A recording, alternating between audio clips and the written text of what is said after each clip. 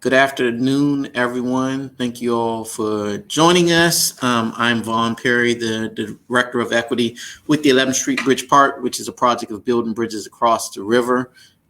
This is the second of three community conversations that we are hosting. These community conversations are really an opportunity to hear and learn from different perspectives in our community. They are designed to further discuss Urban Institute report that came out in June 2021 that focused on the 11th Street Bridge Park's implementation of their equitable development strategies. And today's conversation is going to be an opportunity to learn from some amazing nonprofit organizations that I have had the opportunity to partner with over the last year for a program we call the Thrive East of the River program. In a second, I'll get a chance, you all to get a chance to learn a little bit more about them. But the Thrive program, over a year ago, we wanted to focus on how we could support Ward 8 residents and how could we pull all of our resources together and do that collectively. And so what came from that was this idea around focusing on universal basic income. And so maybe a couple of months after we had that initial conversation, the pandemic hit us and hit our community hard.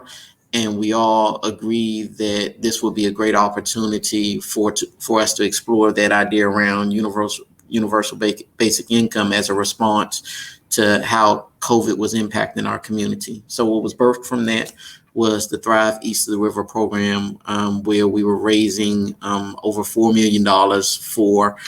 Ultimately, we had a pilot group of 500 families where we were providing $5,500 of financial assistance, monthly groceries, and weekly groceries and monthly home goods. And so it's been a tremendous success. And so we thought today would be an excellent opportunity to talk about the power in partnerships.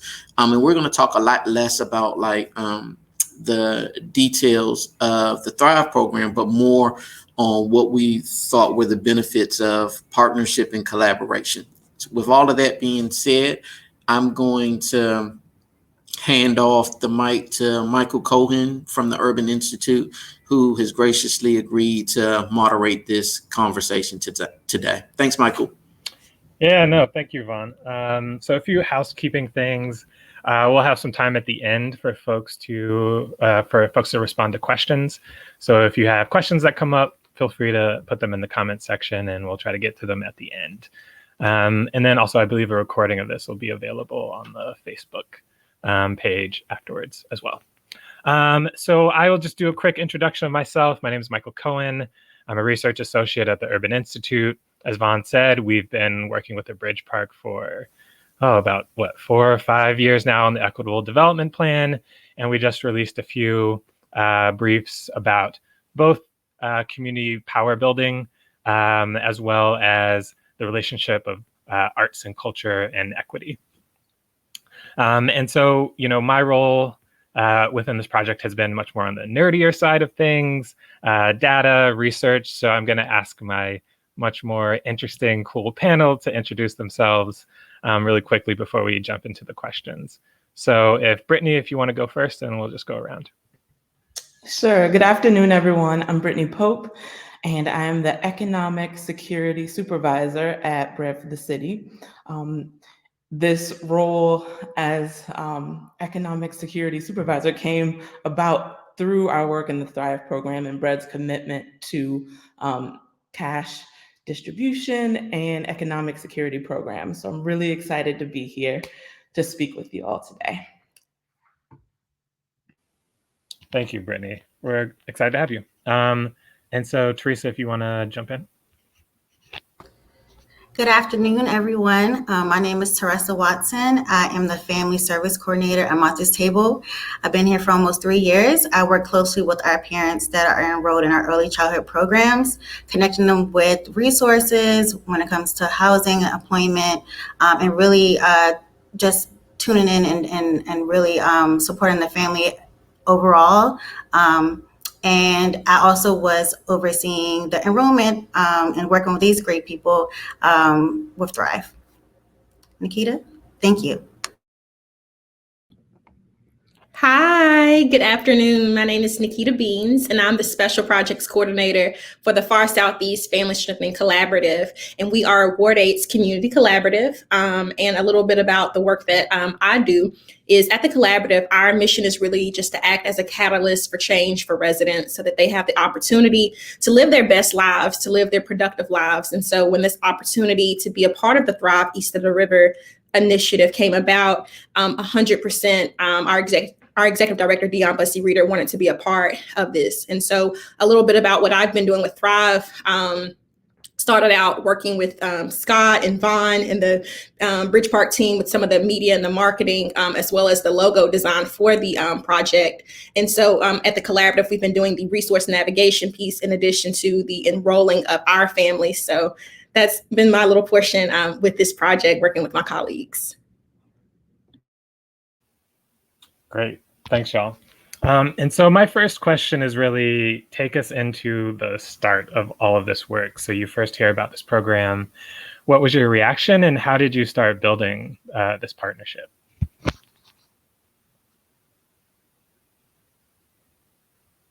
And anyone can jump in as you.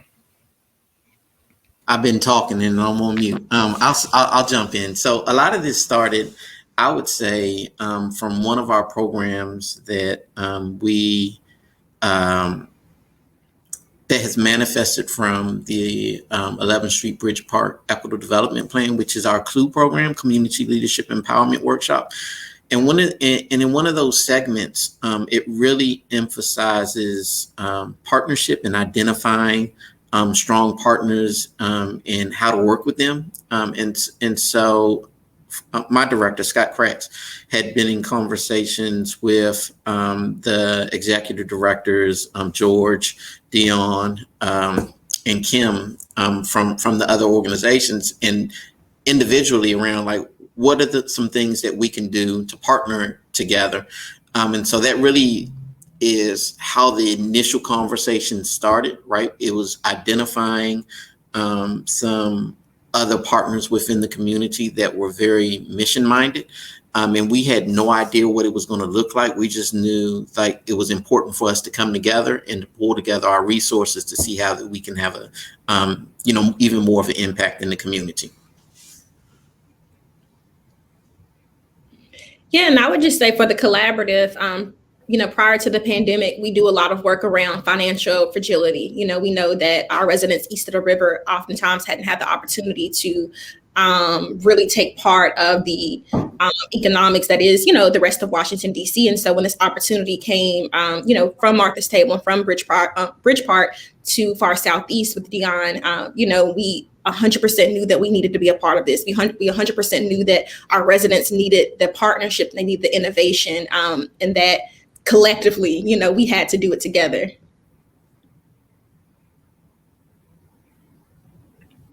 Yeah, and I was super interested in the concept of national guaranteed basic income, universal basic income, and the increasing momentum around it, mostly spurred on by Andrew Yang's presidential campaign. So when I first heard about Thrive, my reaction was like of excitement and pride that our DC local organizations were making a commitment to uplift communities during the pandemic that were already historically marginalized, like Nikita was saying. So, hearing that Thrive really wanted to focus on like wraparound services, not just cash distribution, but like offering money and food and dry goods and resource navigation. Just knowing that it was built on a holistic approach to economic security and fostering mobility for our families to create a more resilient future for them was super exciting. And again, I'm just so proud of the project and our collaboration to make it the success that it's been. And so a couple of you mentioned, this idea of the collective. Brittany, you talked about the wraparound services. And so I'm curious about what, having partners allowed you to do that maybe your organizations wouldn't have been able to do by themselves? I would just say communicate, honestly. And I think about the collaborative for our Southeast, collaboration is in our name. And I think about Ward 8. Ward 8 has a plethora of social service organizations, a plethora of nonprofits. But what we all aren't doing is, communicating. And in a time where communication was even further strained and stretched, a pandemic, just us consistently meeting, consistently connecting, connecting the dots, and then filling in the gaps. I think that communication piece for us was critical. I think even for me, my emotional well-being doing this type of work in a pandemic, being able to know that I have partners in this, but also that it was a pilot. We were building the plane as we were flying it. So that really took strong communication. It took it took the collective.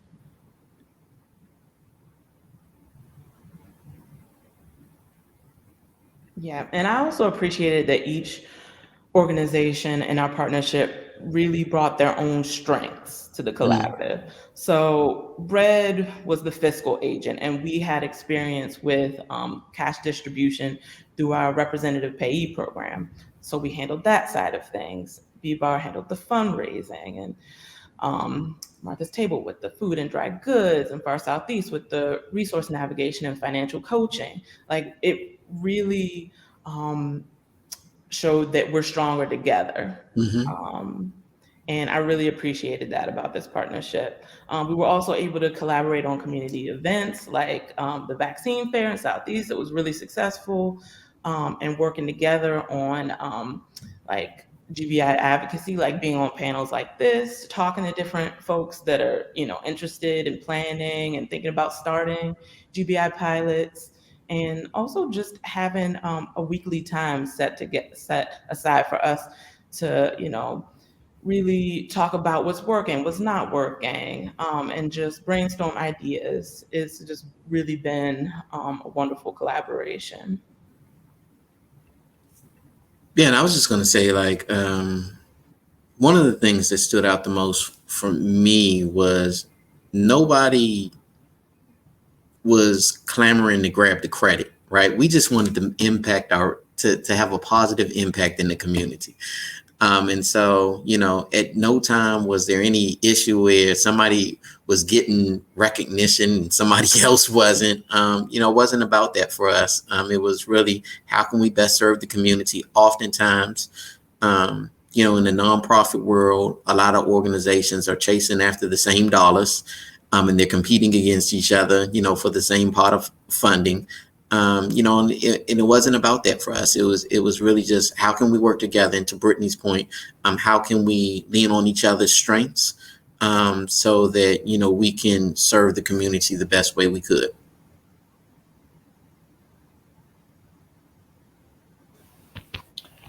And so, this chat is called Power and Partnerships. And so from my perspective and my experience, a lot of times, service organizations, particularly when they are from larger organizations, maybe white-led organizations, sort of operate on a more paternalistic sort of, they're coming in to like save the community. And so one of the things that I appreciate about some of the Bridgeparks work is, with CLUE, with the Community Leadership Empowerment Workshop, there's a real focus on, how do we help provide skills for folks to advocate for themselves, for them to gain sort of and build power with each other. And so I'm wondering how you think about that sort of concept in the Thrive partnership, and how this sort of partnership allows you to do that kind of work.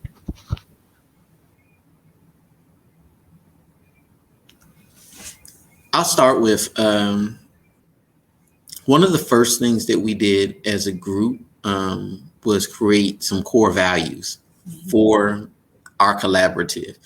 And it was how we wanted to treat each other, but more importantly, how we wanted to treat the people that we were serving.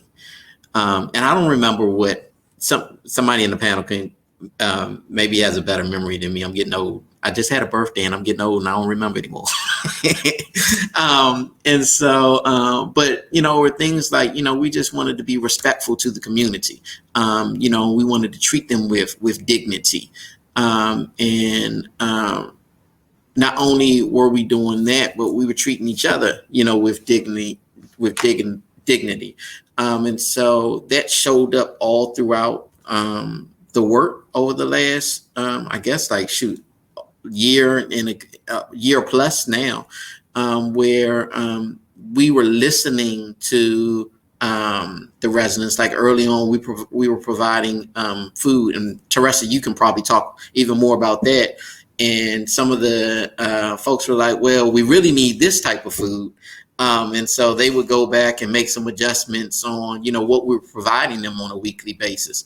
And so, when we start to talk about power and how that shows up, it wasn't us just coming in the community and saying, here, take this. But, we would give them things, and then they'd come back and give us feedback, and we would actually implement that feedback into our process. Teresa, you want to share about that at all? Yes, definitely. And just to echo from what you said, Vaughn, I think it was also important that, our participants knew that they didn't have to provide any type of receipts or what they would be doing with the cash. I did have some participants ask me hey, do I need to have a receipt or send you anything? And I said, no, definitely this 5,500, or if you receive it monthly, is for you, however you want to spend it. And, a lot of them really honed into talking about, hey, they were behind on rent and other utilities, or really helping out family and friends. So to Vaughn's point, yes, Martha's Table provided weekly groceries as well as household items. So we did listen to our participants. They wanted to make meals, and we started, just thinking about, what we like to eat. So we started packaging and providing groceries for families so they can make meals. Even with the monthly household items, we started buying air fryers and toiletries and paper towels and dish soap. So we really wanted them to have these items, so they didn't even have to think about using the 5,500 to purchase these items that we can provide for them. And really with that point too, Teresa, I just appreciate what Vaughn was saying around how we were able to bring the information to you guys and kind of adjust along the way. I think that the families also appreciated that.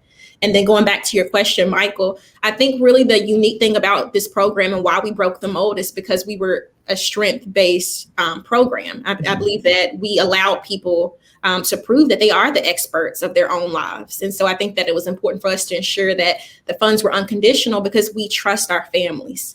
And what does it look like for us to say, hey, we trust you, and then dictate how you use to give or limit how you use to give. And I think that as a nonprofit, more oftentimes than not, a lot of the work that we do is tied to a government grant or is tied to a reimbursement or a sign-in sheet and things like that. And so just having the freedom and the creativity to innovate without barriers was just really phenomenal, for us and for this partnership and being able to serve the families.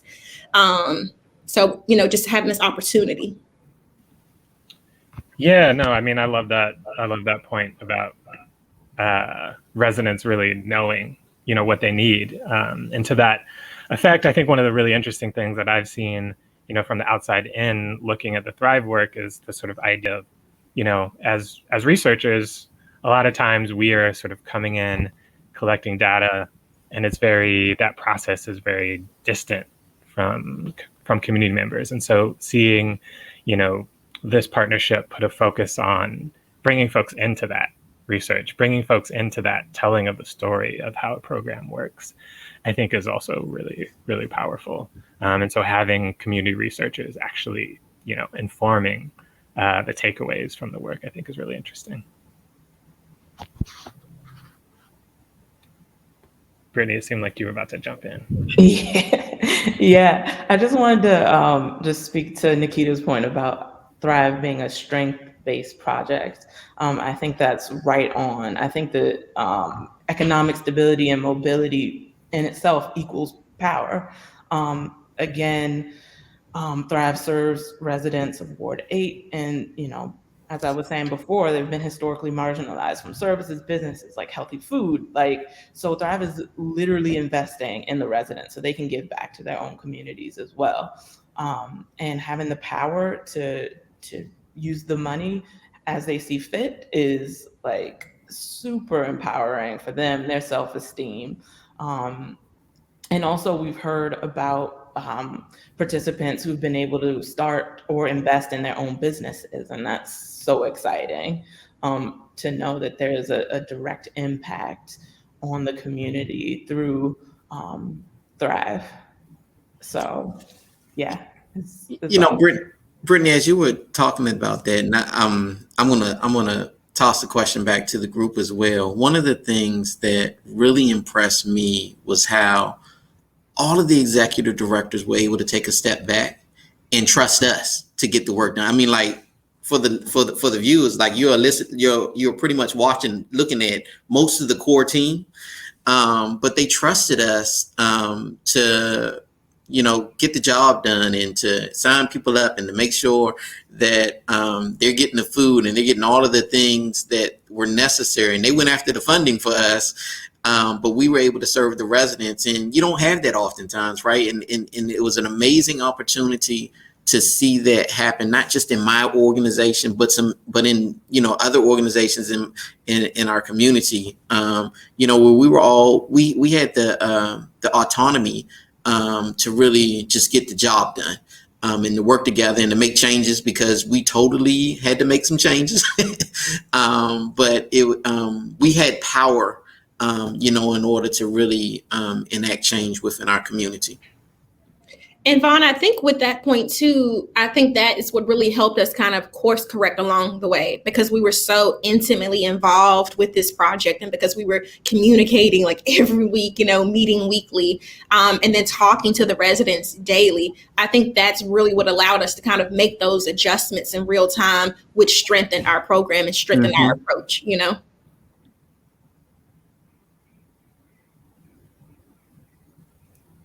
Vaughn, you mentioned trust.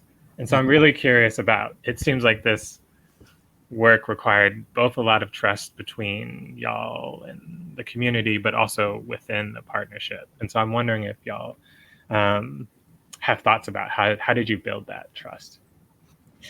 Oh, I would just say, number one, it first took recognizing that our families and the financial situations and the crisis that they found themselves in happened long before there was a pandemic, right? Yeah. And that we have to recognize that our family's financial situations is a product, right, of centuries of discriminatory practices. And that was the first step in acknowledging that, in order to right that wrong, you have to acknowledge that. And so we just kind of believe really at the collaborative that fundamentally providing the resources, providing that financial coaching, providing that resource navigation is equipping our families with the tools needed, right, to be able to pull themselves out of their situation or to move upwardly mobile, but we can't do that without partners. Right. And to that point, I think that calls back to the holistic nature of what Thrive is. Like, we're not just giving money and telling you, go do what you need to do. We are, but that it's not that alone. We've basically got your back with support services and again, this we're here as the core team. So there was, speaking to the trust, there was a face to Thrive as well. Not just a lot of the times when the participants deal with government entities, there is no face, there is no personal connection to the services. So with Thrive, there's a built-in sort of network of support services with a personal touch, so that they felt like they could trust us and in turn empower and mobilize themselves and their families.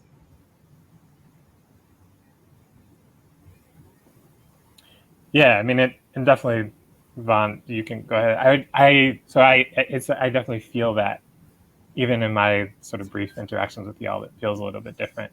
Y'all have a little bit of different priorities than I've seen other sort of organizations providing services have. And so you can definitely see how that manifests itself. I was going to jump in, but it looked like Teresa was unmuting herself, so I wanted to give her a chance to talk first. I was, thank you. No, just to echo from what Brittany and Nikita said. Yeah, I think a part of trust is just honestly just knowing, like, hey, I know these great organizations, and this participant is asking for this service, and I know if I connect them with Nikita, they're going to get the service they need when it comes around financial literacy. Or if I connect them with Brittany, I can connect them with their need support with legal services, I can connect them with Brett. So I think that was also the beauty of this partnership, is just really just knowing that I can have a trusted partner to really to provide additional or external resources to not just only Thrive families, but families at Martha's Table. So I think that was just the beauty of it. And then again, the trust is just the families understanding, like, hey, I do have someone I can talk to. I mean, honestly, participants will call me or text me throughout the day, and they were, just following up, or they had questions, and I just wanted to be there for them. And if I didn't have the resource or I had an idea, I had a partner to really just connect them with because of this beautiful partnership. Yeah, and I would go ahead, Brittany. You were going to say something? Yeah, real quick. I just wanted to say it's also a testament to the great work that our organizations are doing in the community. Like, our organizations are well known and are trusted. And I think that builds on the participants' confidence in knowing, if I'm going to work with this organization, I know the great work they've done in the community before, and for me and for my family. So it's really helped build the trust for the Thrive Project. Yeah, I was gonna add, as a part of the pilot, like, one of the things that we wanted to make sure is anybody that was signed up already had a relationship, some kind of relationship with one of the organizations. And so when we start to talk about trust, there was already this relationship and this trust, between the organizations and the residents that were able to sign up. And, that we were asking for things of them, like their social security number or like their account information, in order to go through it. And like, especially now in the midst of the pandemic, like, there are a lot of scams going on, right? And so I think all of us have gotten calls like, wait, you just want to give me money? Is this real? Right? And so we would have to tell them, like, listen, it's real. and kind of just walk them through the process. I don't believe, if we didn't already have these existing relationships with a lot of these residents, that we would have had as many people be willing to sign up, and they would have missed out on an opportunity. And so we kind of talk about, like, how the community has been disinvested or disparaged. And like, one of the manifestations of that is the cynicism and people not trusting anyone, right? And so even when opportunities come available, like, there's a cynicism, like, well, they're out to get me. I mean, we could lift, whether it's the Thrive program, we could talk about the vaccinations as one of those, right? Folks feeling like, well, it's not for our community, they're just out to get us. And so how can we give people the correct information to make informed decisions that are going to be able to benefit them? And the last thing I'll end with, Scott had, said this quote to me a long time ago, is that change moves at the speed of trust, right? And so as you can build trust, whether that's the trust between the partners or the trust that we have with the residents, as we can build that trust, we can start to see more impactful change take place.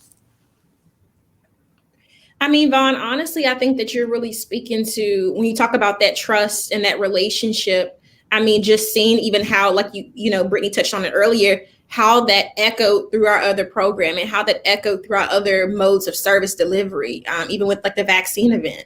A huge chunk of those families, right, that we engaged through that were involved in Thrive. And so just building their trust through this program allowed us to work with them, support them through getting, equitable access to vaccines, because, again, we have to acknowledge that our families, here east of the river that we've been serving, we're living in a crisis before there was a pandemic crisis. And so I think also having that pre-existing relationship for us with a larger organization like the Collaborative, it made it fair, because when you have this opportunity to provide $5,500 to, just a fraction, a very small percentage of the families that you serve, it's a hard decision. It's one that can keep you up at night. It's one that kind of can eat at you, but just kind of having those parameters of, okay, we have to have a pre-existing relationship, having that trust so that when I'm calling that family and saying, hey, we have this gift for you, but it's only for you, don't share this link outside of,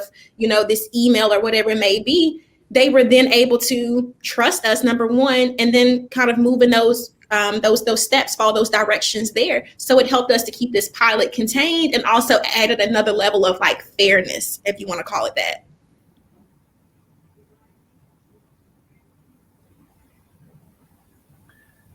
No, and I feel like there's a lot to learn from as we think about a lot of national programs that are trying to, move money and help folks during the pandemic. There's a lot to be learned from the actual creation of trust and trust as a mechanism to help facilitate this kind of work. So I appreciate y'all for highlighting that. And I'm wondering a little bit about, what did you all learn from each other as you did this work? Were there any things that you picked up from other partners that helped change or inform how you do your own stuff?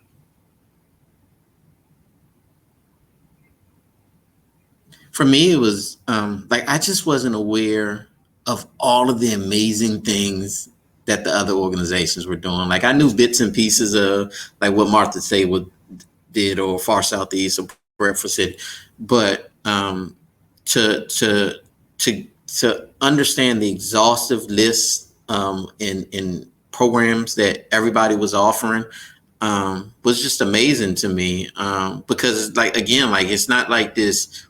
Like we have these armies of staffs, people that are doing this work, and how everybody is just really committed and connected to the community.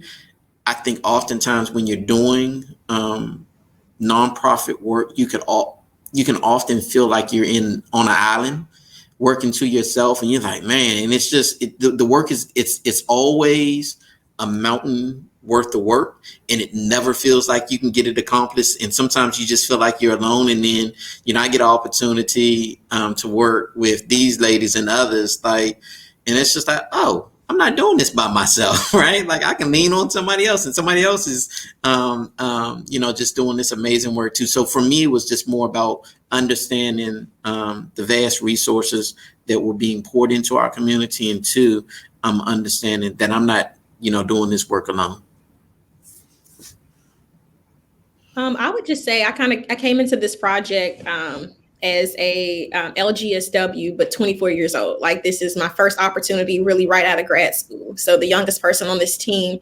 And so I look forward to those opportunities, learning from each one of my colleagues. Just like Vaughn said, knowing that we weren't alone, because I think that doing this type of work during the pandemic is so heavy. When you make that phone call and a grandmother, just starts praising Jesus in tears, crying, they didn't know how they were going to make it. It really showed you that you were changing a life, but that also was a heavy burden on you, right? So just being able to come to our meetings to share out about that, to figure out how we can take it to the next level. And so I thank my colleagues, for the flexibility, the freedom to innovate. I thank my colleagues for just sharing their information and their resources. And most importantly, I thank them for allowing our wonderful cross-pollination, as I like to call it, to go into other spaces outside of just the Thrive partnership, but into vaccine equity, into the violence intervention work that we're doing, into referring some of our families over to MT for the school. We now have those familiar faces to where we can do what we call a warm handoff. Hey, I can't go to Giant and necessarily get you groceries, but I can call Teresa, I can call Johanna, make sure a bag is packed, by the time I pull up and get there. So we've really been able to just fill the needs of clients outside of just this financial gift. And I'm appreciative for this opportunity to work alongside each and every one of you guys. Oh, I feel the same, Nikita. And speaking as a native Washingtonian, like I'm born and raised in DC, I'm from Uptown. Woo woo. Bradford the City actually has 2 locations, one in Northwest in the Shaw neighborhood and one in Southeast in Anacostia. I mostly work out of the Northwest office. So joining this partnership has really made me feel more connected to my city, to my community. I didn't grow up in Southeast, but I do have family members that did grow up in Southeast. And so getting the opportunity to learn more about the community, learn more about the organizations that are doing such amazing work in the community was super helpful to me professionally and personally. And getting to connect with awesome colleagues like y'all was like, the icing on the cake. And also when Nikita also just mentioned, like when you're talking to the participants and enrolling them and you're hearing how grateful they are. And one of the questions on our enrollment form is like, have you gotten services from any of the other partner agencies? And like hearing like, yeah, I've picked up food from and clothing from Martha's Table, and I have gone to the financial coaching at Far Southeast. Like that is encouraging to hear that there is this wide network in the community. I think it's awesome.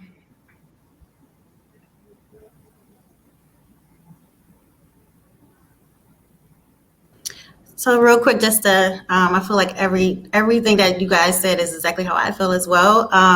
This was my first time really overseeing a program as I transitioned to the family engagement department. So I was really excited and I'm not going to lie, nervous to really start, oversee this program and ensuring like not only our families receive, the cash assistance, but really connecting with you all, which has been great because, as for the past year or so, I just learned more about each organization and how our mission and vision align with one another, with us all being Ward 8 organizations. And again, the testimonies from the families have been honestly just very humbling and just reassuring for me, just making sure that I'm making a difference in their lives. But it's also, like you guys said, I think it's also important that this is like a great network, a huge network for families. And now we have the resources for them just from this partnership. Yeah, I'll close it before you go to your next question, Michael. Is like, I want to point out that we were really intentional on working together before there was any funding available to work together, right? We were going to be very intentional, like how we're going to work together. How can we better serve the community? I think oftentimes people come together just to go after funding. And that's not what this was, right? It was us coming together to better serve the needs of the community. And once we figured out, and once we asked and heard from the community, what are some of those needs to be addressed?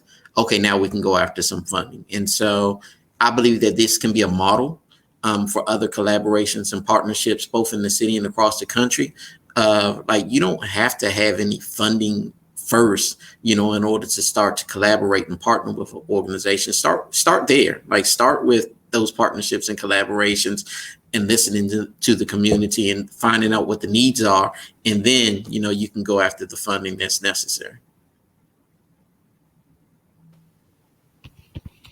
Yeah, I think intentionality is a phrase that gets thrown out a lot, but it feels like this partnership does have a lot of intent behind it.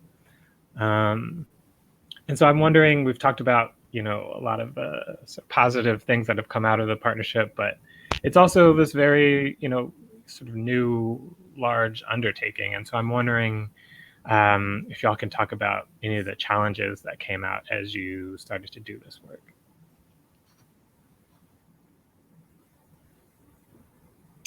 So I think Dion may kill me for saying this, but I think for me, my challenges kind of came a little bit more so like internally. So, all of us were responsible for rolling out this initiative at our organizations. And so I think one of my biggest challenges was kind of getting everybody on board, right? Or other staff on board. I think that we're very used to a certain way of doing business. Like I said, tying it to a grant, tying it to a sign-in sheet or an assessment, whatever it may be, tying it to, okay, you have to take this financial literacy class or, whatever those parameters are.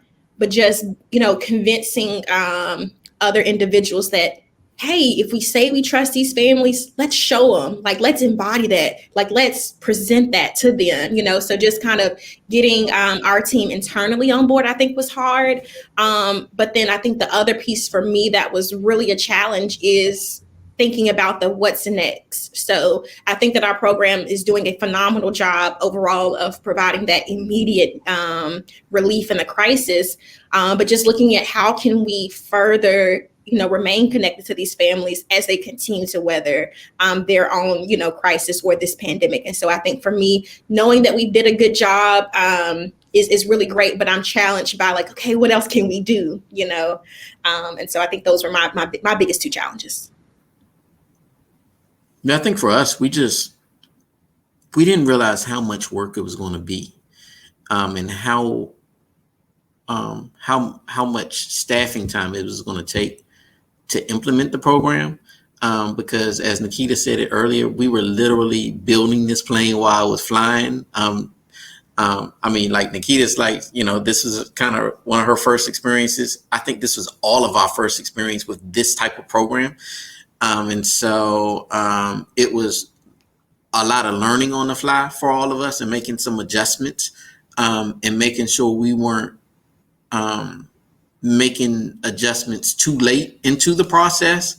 And so, that was definitely a challenge, where, some of the things we were just learning and it wasn't going as well as we would hope. And so we'd have to kind of shift and say, all right, well, maybe we should do this. And, sometimes it feels like you're throwing good money at bad money. You're like, all right, should we just continue to go down this road, or do we just need to go ahead and change it now? And so that was certainly a challenge. And then I think the other one for me was being able to, we had to say no to so many people, right? This was a pilot of only 500 people.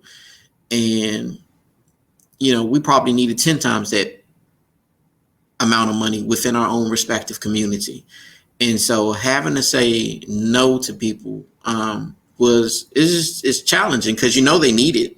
But we had certain criteria, for people to be involved in the program, and we hope to use the success of it to encourage the city, to promote more fundings or go after like a universal basic income or something of that nature, because there are certainly families in our community, and not just in Ward 8, but across the city, that are in need of a program like this.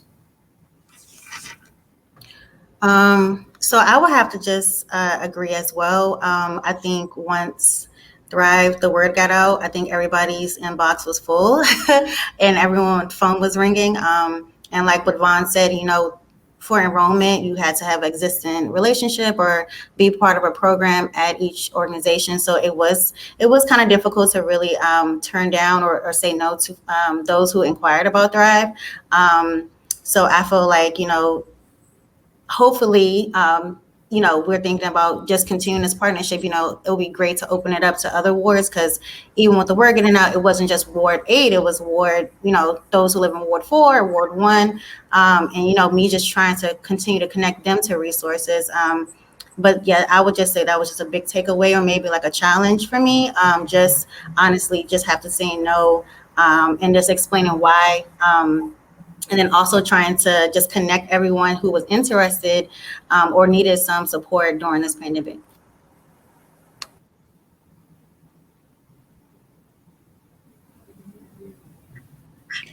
Yeah, touch on the policy piece or that challenge, maybe, Brittany? Sorry? I said, maybe do you want to touch on that policy challenge? Oh, yeah, as far as what, like the eligibility stuff? Yeah.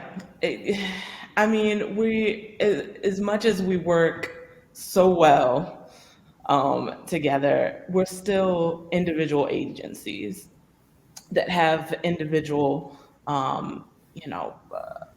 eligibility requirements and things. So like that was a challenge as far as locking down like what our policies are and to stay consistent with that. Yeah, it was a lot. Saying no was my least favorite thing because, we got, once word gets out, like your neighbors, you're telling your neighbors, your friends, your family members. It, it highlighted the need across the city. So, like Vaughn said, like I hope that shows, and also we have to mention the good work that Urban Institute is doing as far as like researching this project, and with the field guide that should be coming out soon.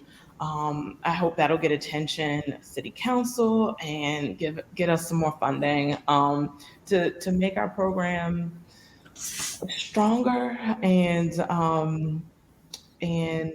more.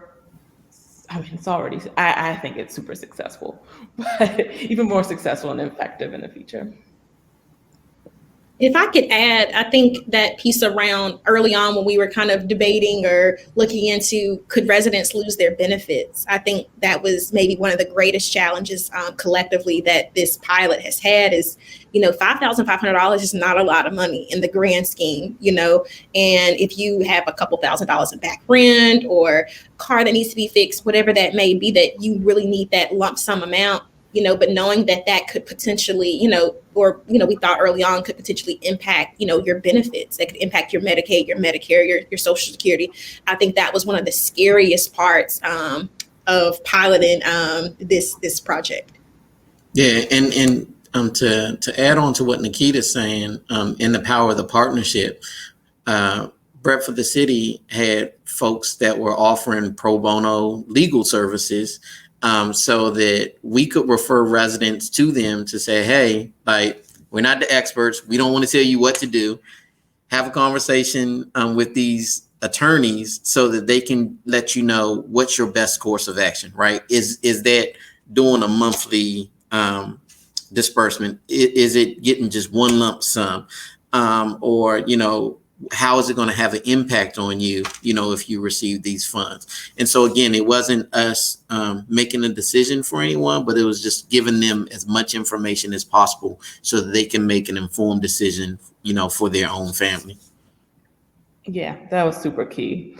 Like, thank goodness for our legal team too. I think that really set, speaking especially to trust too, like knowing that, like, I'm going to speak with a public benefits attorney to know what my rights are and to know, just completely understand how participating in the program will affect my benefits was meant all the difference for a lot of our participants. And also it's opened up a world of like, policy advocacy around public benefits and waivers for the future so that people's, Medicaid and food stamps and TANF aren't affected. Super important. For sure. I also think that, I think a couple of you highlighted the fact that even, if you're working within this partnership and trying to do it in a different way, you're still operating within, these other systems and structures that, weren't set up to be flexible for people. And so it's really important and powerful that you all, set up an infrastructure to really respond to that. And so I also want to highlight again, we have time for questions. If folks have questions that you have for this wonderful panel, drop them in the comments section. I'll probably go ahead and ask another question, but if folks have things they want to ask, feel free to drop it in. And so the last question that I want to ask is really around, as in thinking about the concept of this work expanding or other folks taking up similar work, similar partnerships, what would be your advice to other folks trying to do similar programs, or even, to yourselves as you think about this program, potentially inspiring other work in DC? I would have to say the first thing is to really, if you're thinking about just partnering with other community organizations in your, in the community, that you guys' mission and vision align. I think that's the key for all of us. I think we all wanted to impact all Ward 8 residents in a real great way when it comes to cash assistance, which is, like Nikita said, has been a need before the pandemic. I also would say just have honestly a team. I mean, yes, we were the four that really were just, overall like helping enroll folks. But also I had a team under me supporting all the applications because it's a heavy lift and it can require more than just one person. So if you're thinking about, hey, I'm maybe an enrollment team of like 2 or 3 people that can assist with calls, applications. If someone wants to call about have questions about the program, definitely just thinking about developing like a team that really will just support enrollment. Yeah, we have one of the things I always like to share when I'm doing presentations is just that the answers are always in the community, right? And so we don't have to go in and try to force people to choose from like a list of things or just to have one thing, but we can go in and understand that, as Nikita said earlier, they are the experts of their own lives, right?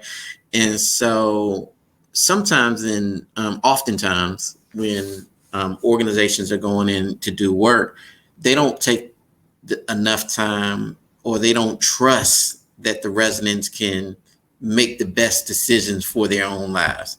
And so what I would encourage any organization that's interested in doing, whether it's work around universal basic income or anything else, trust that the residents can make the best decisions, for their own lives.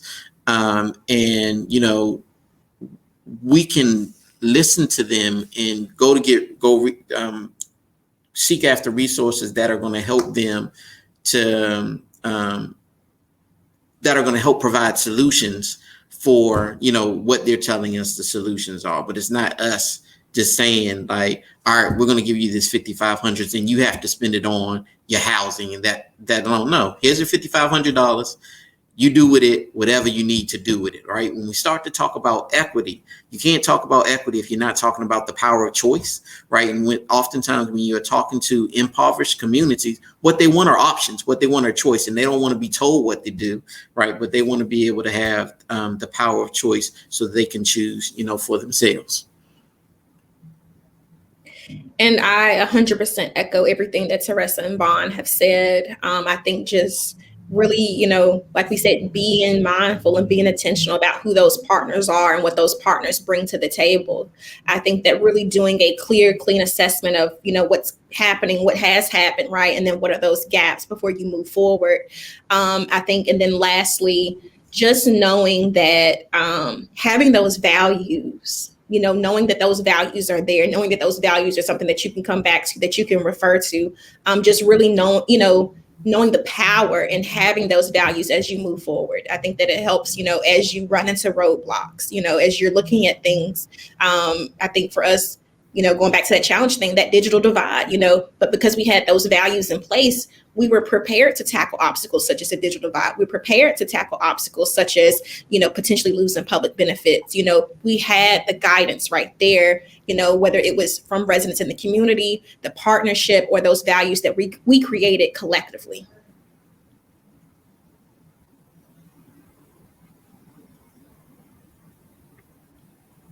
Yeah, echo everything. Y'all said it all. I mean, like, also just, again, building on that trust, like the communities know what they need. I don't know, maybe have a listening session or something to really let the community know that like, hey, we are interested in helping. We want you to be a part of the planning. Let us know every step of the way what would be helpful. And then again, like, just really reaching out to other organizations in your community doing similar work, just to see how to combine your strengths to generate this community power. Again, we're stronger together. So, yeah. Thank you for that. And so here's a question. We know one of the ways in which the community power, folks' own power is sort of undermined, is the sort of constant struggle, to survive. It's hard to mobilize, it's hard to organize when folks are sort of not stable. And so what do you think this work helping to stabilize folks during this pandemic might do for their future economic mobility, their future ability to live in their own power?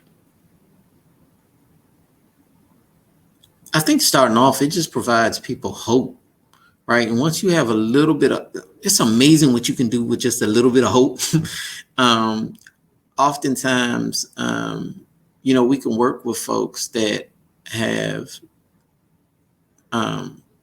just been in such despair, where it just seems like, it's almost like that rain cloud is continuing to hang over them.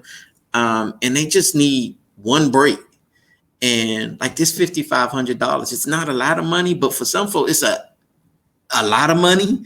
And so it's providing them that break. And so whether it's to start their own business that they've been wanting to start, for the entire adulthood, or whether it's for them to pay back payment on rent, like it just releases those burdens. And so we are already dealing with folks that have a lot of stresses. And, they're not all financially attached, but when you can just relieve some of that burden, it's amazing how, we've been able to see some of our residents just be able to prosper even now, right? We're not even out of the pandemic, but to be able to prosper because they don't have to worry about, how they're going to pay their mortgage this month, or they didn't have to worry about how they're going to feed their family. It just really was able to relieve a lot of burdens. And I 100% agree, Bon. And I always say, sometimes people just need a hand up. Everybody's not looking for a handout. Sometimes people just need a hand up.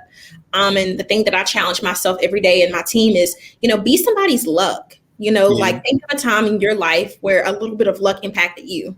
And then take this program and put that into perspective. And so I think about, I had a mom, and she had 17 and 18-year-old daughters, and she told me, this money made her feel sexy. That's what she said. She was able to go into the store for the first time in her children's life and buy them brand new clothes for school, buy them brand new shoes. She's never been able to do that. And so for me as a woman and working with a Black woman, to a Black mom, that impacted me a lot because I saw that, that also changed the way her children looked at her, the way that she engaged with them, and so their relationship is better. We had a mom who was able to go into the grocery store and swipe her card and pay for somebody else's groceries. That made her feel good because she's had to have somebody swipe for her. So we're seeing that this money and this gift and these resources have really just boosted the confidence of our families so that now, they're able to say, you know what, maybe I can now focus on going back to school, or maybe I can focus on getting a more sustainable job, because their overall confidence and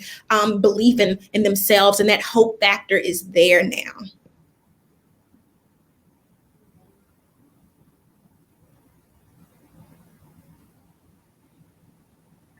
Yeah, I totally agree. And along with the grocery and dry goods, and also the financial coaching and resource navigation, like holistically, all of those together are building blocks to that confidence. It's so powerful. It really is. All the testimonies we've heard just really speak to how meaningful this project has been in this community.